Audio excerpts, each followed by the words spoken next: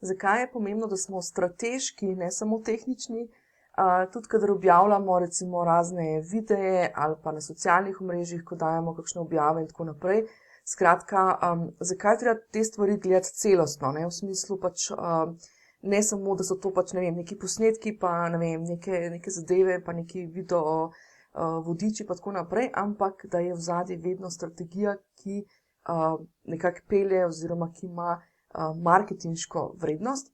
Pa bom pokazala tukaj, če gremo na strica Google, pa vtipkamo, kako narediti spletni tečaj. Tole je eden od zadetkov, ne? Tukaj vidimo, kar nekaj zadetkov so, to se pravi tudi tale Teachable, ta je moj, in pa tukaj se pokaže med zadetki takoj na začetku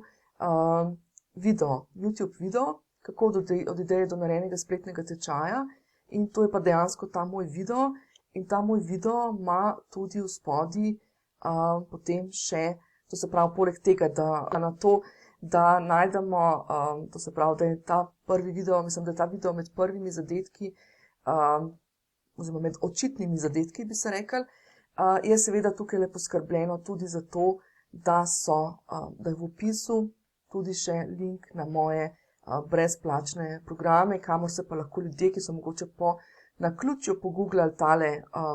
video vodič, oziroma ki so po naključju tukaj pristali, da zdaj grejo lahko tudi in pridejo do mojih brezplačnih